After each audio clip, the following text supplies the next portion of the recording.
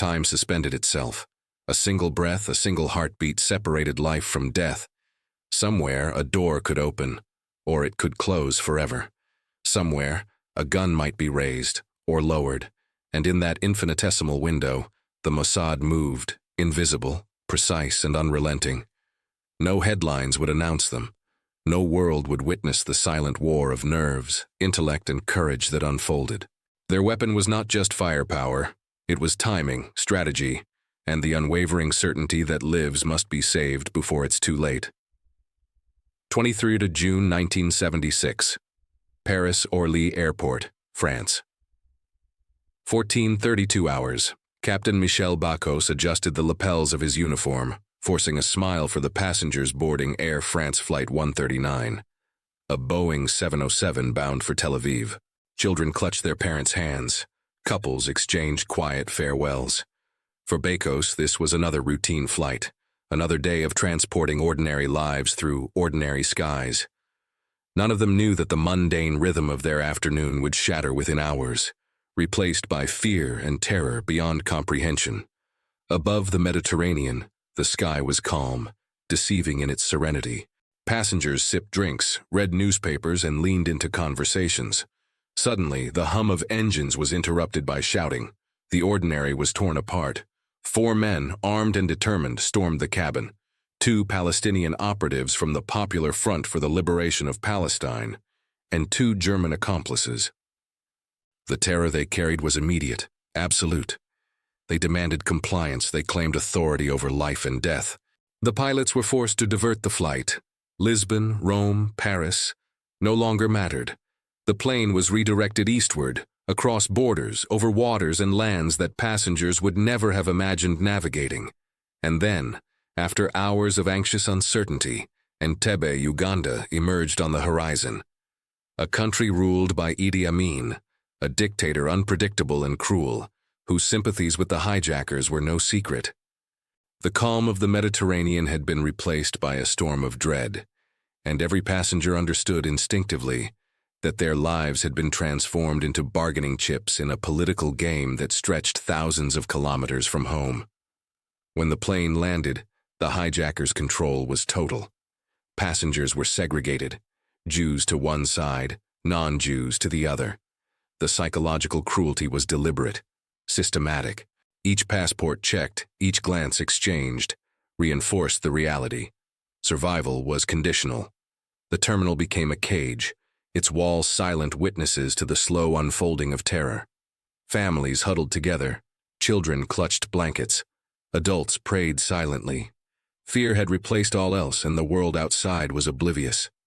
Back in Jerusalem, intelligence channels hummed with fragments of news. Prime Minister Yitzhak Rabin convened an emergency session with advisors, military commanders, and Mossad operatives. The room was tense, heavy with the weight of impossible choices. Negotiation could prolong lives, but would invite more attacks. Refusal risked a massacre broadcast worldwide. Israel had no margin for error. The Mossad moved immediately, activating dormant networks in Africa, contacting local assets, reconstructing satellite maps of Entebbe, tracing every route, and anticipating every movement of the hijackers. Every detail mattered: the number of guards, the layout of the terminal, the positions of the hostages. Within days, a meticulous plan emerged. It was audacious, almost inconceivable. Fly thousands of kilometers, land in hostile territory, infiltrate a fortified airport, neutralize heavily armed terrorists, liberate hostages, and depart without casualties. Every second miscalculated would be fatal. Every command misread would risk the lives of dozens of innocents. And the clock was ticking. The hijackers had already set an execution deadline. Yonatan Yoni Netanyahu, commander of the elite Sayeret Matkal unit, was chosen to lead the assault team. Standing in the dim briefing room, reviewing maps, watching models of the airport, and listening to reports from reconnaissance, he felt the full gravity of responsibility. He thought briefly of his family back in Jerusalem, of his younger brother Benjamin, and of the silent promise that duty comes first, even when it means putting oneself directly in harm's way. The night before the operation, Yoni wrote a note, simple and precise, not of heroism, but of accountability. It reflected the ethos of the Mossad: clarity in action, measured courage, and the unwavering commitment to save lives when all else fails. He did not speak of glory or fame. There would be none. But he carried the weight of every life that depended on the success of their mission. As the C-130 Hercules departed under the cover of darkness, cutting silently across hostile skies, the operation began in earnest. Inside, commandos held positions, hearts steady, weapons at the ready. Outside, the African night stretched endlessly, holding secrets, shadows, and the unknown threat of discovery. Seconds would determine destiny. At Entebbe, inside the terminal, hostages whispered prayers and clutched each other, unaware that every sound, every shadow, every minute had been accounted for in the calculations of men who would risk everything to bring them back alive. And at that precise moment, the line between life and death narrowed, measured in heartbeats, and history waited silently, ready to be altered. 27 June 1976. Entebbe, Uganda. The C-130 Hercules touched down on the tarmac with the softest whisper of landing gear against concrete, an almost imperceptible sound that carried the weight of destiny.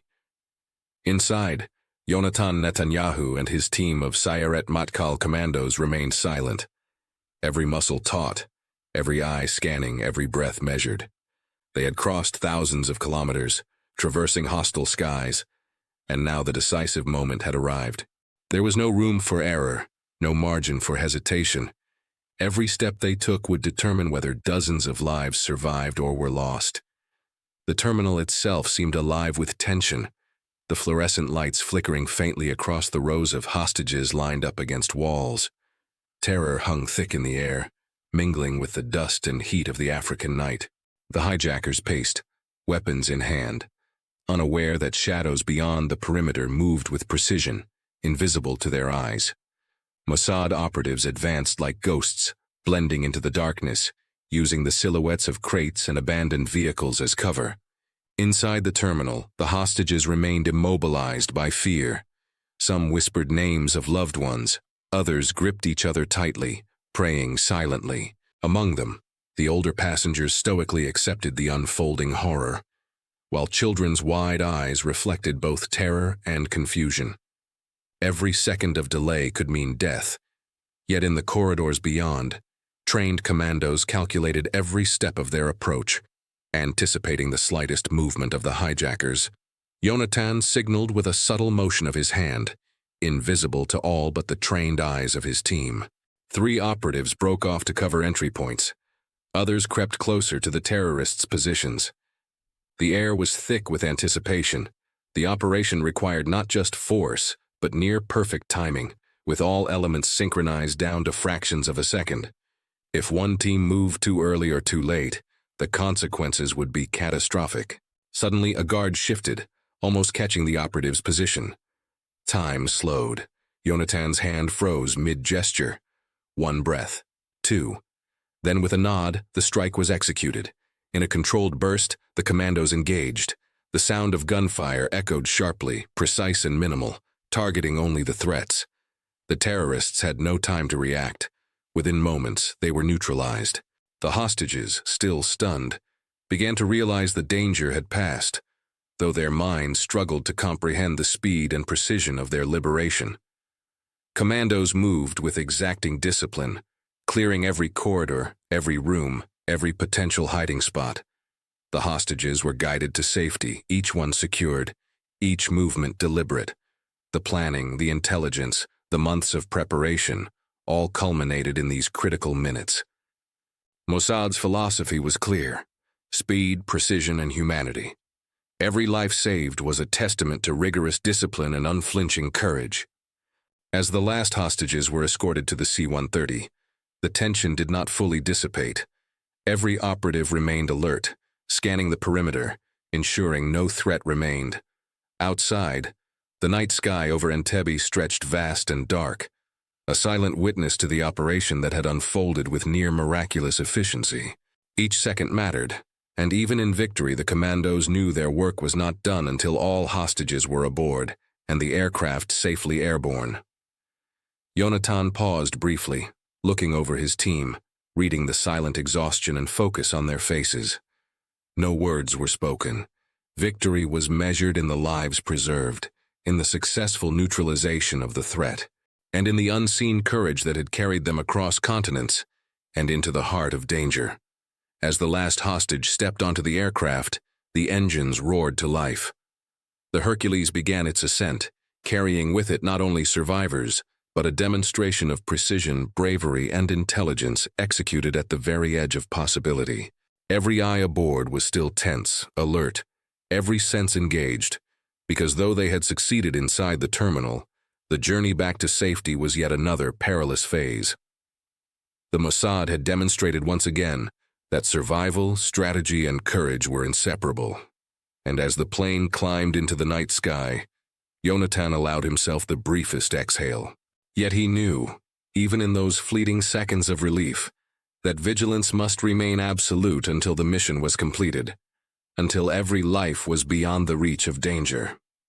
27th of June 1976, en route to Kenya. Inside the Hercules cut silently through the night sky, each engine pulse a heartbeat echoing the tension within. The hostages, still trembling from the ordeal, were seated along the fuselage, their faces pale and eyes wide, straining to process the surreal reality. They were alive. For them, the world had contracted to a narrow space of fear and hope, and every second aboard that plane was measured in relief, disbelief, and cautious optimism. Yonatan Netanyahu remained vigilant, seated slightly apart from the hostages but always observant. His eyes scanned the cabin, taking in every detail, a hand trembling, a gaze darting nervously toward the nearest operative, the subtle shifts of the commandos as they maintained silent readiness. The tension inside the plane mirrored the uncertainty outside. Uganda's loyalists could pursue, intercept, or strike at any moment. Every heartbeat mattered. Every decision was critical. The commandos moved with the quiet efficiency of shadows. Each carried the weight of responsibility for dozens of lives, and their training transformed fear into controlled, precise action. They continually reassessed the situation, checking weapons, scanning compartments, and communicating through hand signals and subtle gestures. Inside the fuselage, time seemed suspended. There was no room for error, no lapse in concentration. One misstep could undo hours of meticulous planning. Meanwhile, the hostages began to speak in hushed tones, their voices mingling with the low hum of the aircraft engines. Some asked if the danger had truly passed, others whispered prayers of gratitude, and some simply stared, silent, trying to anchor themselves in the improbable reality that they were alive. The commandos offered calm reassurance, their presence both protective and silent, allowing the survivors to regain composure without disrupting operational focus. Outside, the first hints of dawn began to pierce the horizon. The pale light illuminated the terrain below, a reminder that danger had not fully passed. Uganda's forces, still disoriented by the rapid operation at the airport, had no immediate means of tracking the fleeing Hercules, yet the operatives understood that vigilance could not waver. Every movement, every glance, every subtle sound was monitored with unwavering attention. Yonatan's thoughts briefly returned to the planning phase. He recalled the months of reconnaissance, the analysis of satellite images, the painstaking study of building layouts, guard routines, and the placement of the hostages.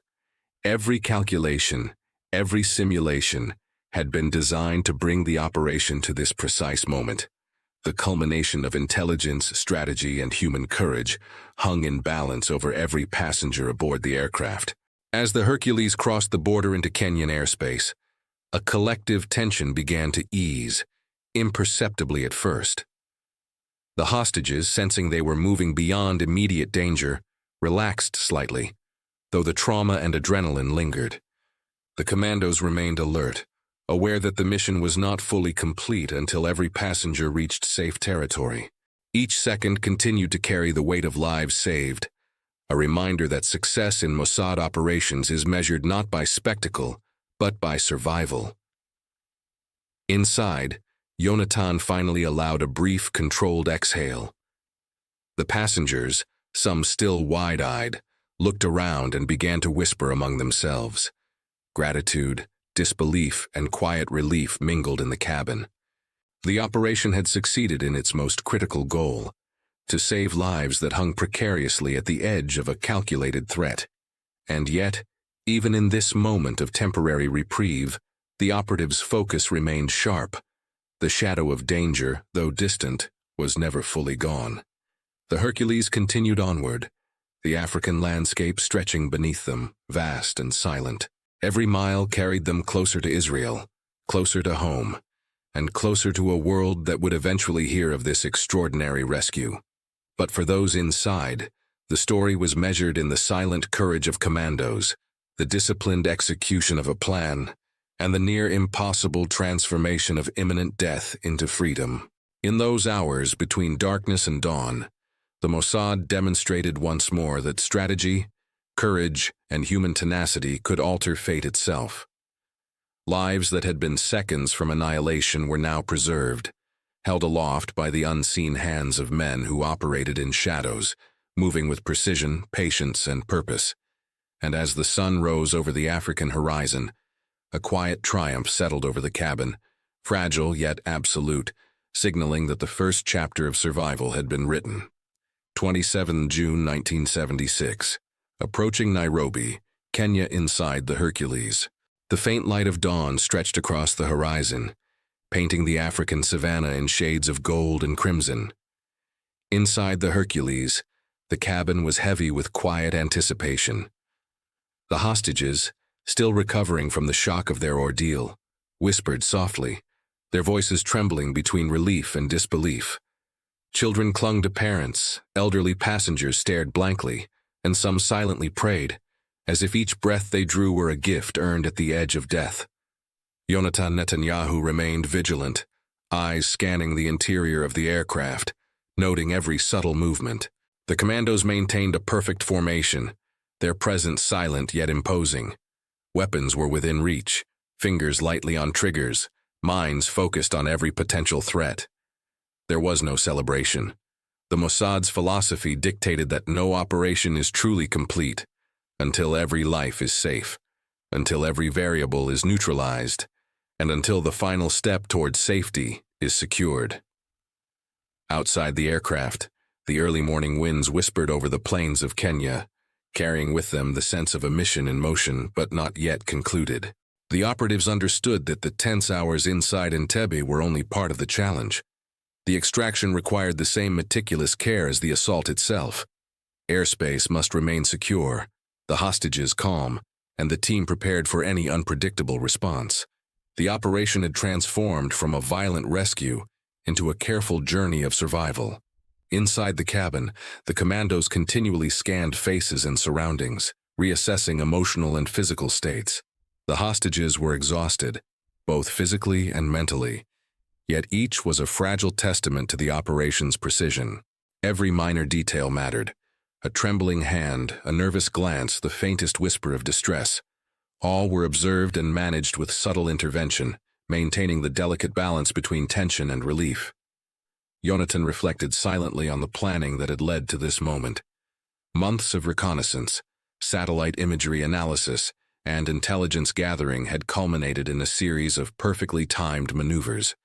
Every hallway, every door, every guard's routine had been anticipated.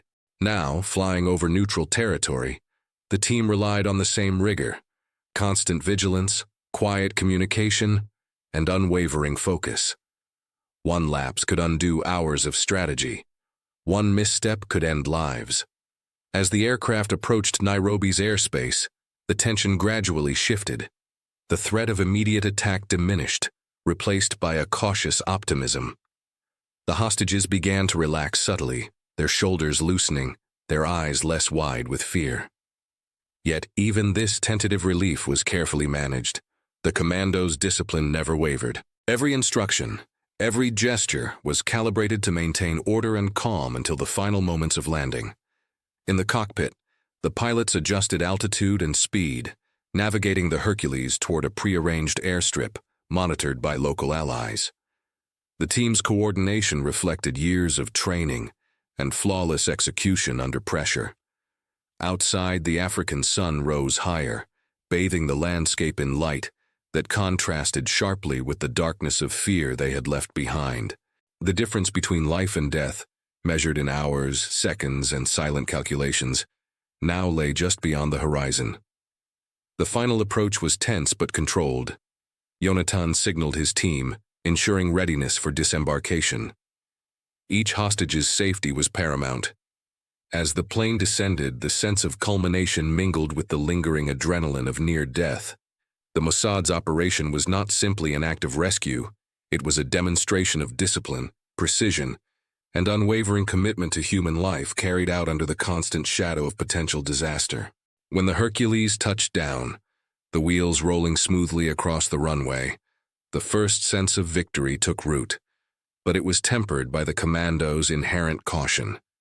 Every life was accounted for, every operative in position, every potential threat considered. It was a quiet, methodical triumph, witnessed only by those aboard the plane and the vast African skies stretching around them. In those first moments after landing, the hostages began to fully comprehend the magnitude of what had occurred. They were alive, freed from terror, preserved by an operation that had balanced violence and strategy, chaos and control, fear and relief. And in the back of the aircraft, Yonatan Netanyahu and his team silently recognized the enormity of what they had achieved, not glory, but the irreplaceable preservation of human life. 27 June 1976, Nairobi, Kenya. Return to Israel. The Hercules slowed, rolling across the tarmac of a secure Kenyan airstrip, the hum of its engines a stark contrast to the silent tension still lingering inside the cabin. The hostages, once frozen in terror, now began to breathe more freely, though the ordeal had left indelible marks on their faces. Children clung to their parents, adults whispered thanks, prayers, and disbelief. For them, survival was no longer hypothetical. It was a tangible reality, earned in the span of hours by invisible hands working with precision and courage beyond imagination.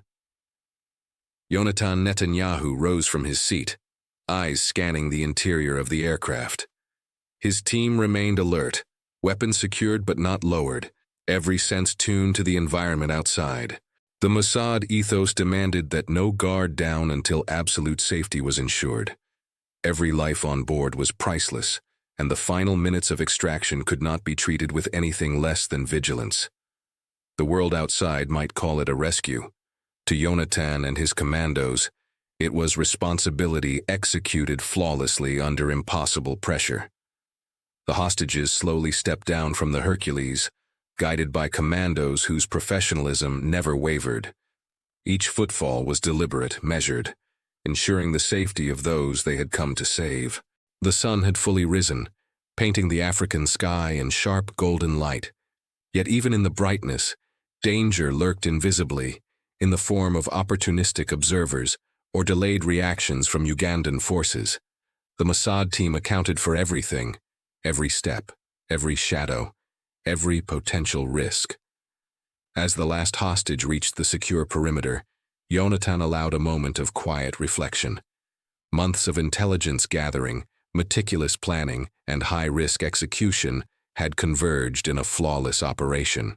Each decision, from the infiltration to the extraction, had been made with the knowledge that any error could have cost dozens of lives. The relief and gratitude on the hostages' faces were matched only by the silent pride of those who had orchestrated their salvation. Inside the secure area, the hostages were tended to, given food, water, and medical attention. Commandos maintained vigilance, their focus unwavering, ensuring the operation's success was not jeopardized by a single oversight. For Yonatan, the mission's true measure of success was not in the dramatic assault or the headlines that would eventually emerge, but in the preserved lives now breathing safely under the sun. The flight back to Israel commenced with the same disciplined precision that had carried them across hostile territory hours earlier. Inside the Hercules, a quiet calm settled, though adrenaline still hummed through the commandos' veins. The hostages, now beginning to process their liberation, whispered words of thanks, their voices trembling with emotion. Yonatan looked over the cabin and saw not only the faces of those saved, but the tangible proof of what disciplined courage and careful planning could achieve.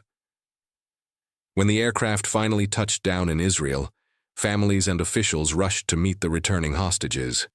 Tears, embraces, and silent sobs filled the air, yet the Mossad team remained largely invisible, a shadow of precision whose work was done without expectation of recognition.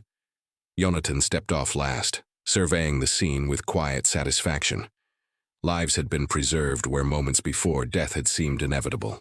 The operation had not only succeeded in its tactical objective, it had reshaped destiny for dozens of people, ensuring that their story would continue.